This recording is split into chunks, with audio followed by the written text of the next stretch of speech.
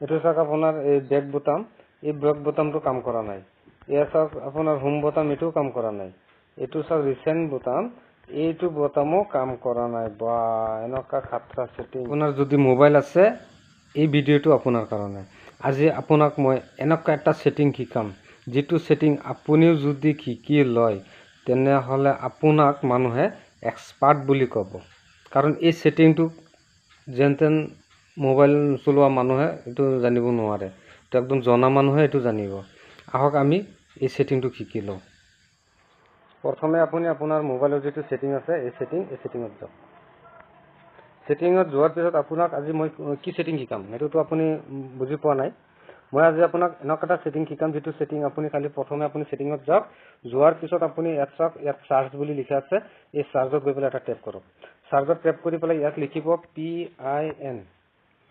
এই পিন লিখা মাত্ৰই আপোনাৰ ইয়াত চাওক স্ক্ৰীন ট্ৰেইনিং আহিছে। এই স্ক্ৰীন ট্ৰেইনিংটো আপোনাৰ মোবাইলত আহিব আৰু আপুনি ইয়াত এটা টেপ দিব।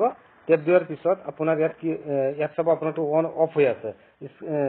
স্ক্ৰীন ট্ৰেইনিং আপোনাৰ ইয়াত অফ, আপুনি এইটো মাত্ৰ খালি অন কৰি দিয়ক। আচ্ছা, এইটো অন কৰিছে এতিয়া কি হ'ব সেইটোতো আপুনি বুজা নাই। ইয়াত অন কৰাৰ পিছতহে খেলা। সেইটো কি খেলা এইটো চাওক, আপোনাক মই শিকাই দি আছোঁ।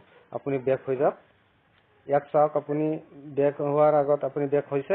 এতিয়া ইয়াত চাওক আপোনাৰ বেক বোতাম, এইটো হৈছে আপোনাৰ হোম বোতাম আৰু এইটো হৈছে ৰিচেণ্ট বোতাম। এই ৰিচেণ্ট বোতামত এতিয়া বেক বোতামে কাম কৰি আছে। কিবা এটা আপোনাৰ আছে যদি এইটো কাটি দিয়া মাত্ৰ আপোনাৰ কাম কৰে। তেতিয়া আপোনাৰ ৰিচেণ্ট বোতাম, এই বোতামটোত গৈ পেলাই বোতামত আহি গৈছোঁ। এইটো চাওক ৰিচেণ্ট বোতামত যেতিয়া আহিছোঁ, এইখিনি চাওক আপোনাৰ পিন দেখাইছে আপোনাৰটোত কিন্তু কৰিছে যদি ইয়াত দেখাইছে। ইয়াত এই পিনটোত আপুনি টেপ কৰি দিয়ক। এই পিনটোত এইটো টেপ কৰাৰ পিছত ইয়াত অ'কে দেখাব, অনলি অ'কে কৰি দিব। এতিয়া চাওক সেটিঙৰ আচল কাহিনী। এই সেটিংটো কৰিলে কি হ'ব এতিয়া চাওক, মই ইউটিউব চাব পাৰিম। আপুনি যাক ইউটিউব চাব দিছে অনলি ইউটিউবহে চাব পাৰিব। তেওঁ আপোনাৰ মোবাইলৰ পৰা কোনো কাৰণে বাহিৰত যাব নোৱাৰিব, কোনো কাৰণে যাব নোৱাৰিব। আপুনি বিশ্বাস নকৰিলে সেটিংটো কৰি চাওক। এতিয়া মই চাওক এই বেক বোতামত টেপ দিছোঁ, এইটো চাওক টেপ দিছোঁ, এইটো চাওক নাযায়, ইউটিউব নাকাটে। মই হোম বোতামত টেপ দিছোঁ, নাকাটে। মই এইটো ৰিচেণ্ট বোতামত টেপ দিছোঁ, ৰিচেণ্ট বোতামো কাম নকৰে। তিনিটা বোতামে আপোনাৰ কাম কৰা নাই, চাইছেনে?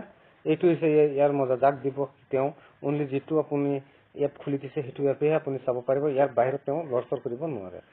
এতিয়া আপুনি ইয়াৰ পৰা আপুনি পুনৰ আগৰ দৰে কেনেকৈ কৰিব, যে আগৰ দৰে আপুনি যদি মোবাইলটো যেনেকুৱা আছিল বেক বোতামে কাম কৰিব লাগে, হোম বোতামেও কাম কৰিব লাগিব, ৰিচেণ্ট বোতামেও কাম কৰিব লাগিব, সেইটো আপুনিতো নাজানে। আপুনি সেইটোৰ কাৰণে কি কৰিব, পূৰ্বৰ দৰে আপুনি মোবাইলৰ পূৰ্বৰ সেটিংটোৰ দৰে ৰাখিবৰ কাৰণে আপোনাৰ দুটা আঙুলি ল'ব। আপোনাৰ দুটা আঙুলি, এটা আঙুলি বহাব বেক বোতাম আৰু ৰিচেণ্ট বোতাম, এই দুটা বোতামত একেলগে আপুনি এটা টেপ দিব। আগৰ দৰে মোবাইলটো হৈ যাব। এইটো চাওক মই টেপ দিলোঁ, লক দেখাইছে, মই লকটো খুলিলোঁ, মানে আগৰ দৰে হৈ গ'ল। এইটো চাওক এতিয়া মই কাটি দিছোঁ, এইটো গুচি গ'ল। আশা কৰি চব মোকে বুজি পাইছে। বুজি পালে এটা লাইক কৰি দিব। ধন্যবাদ।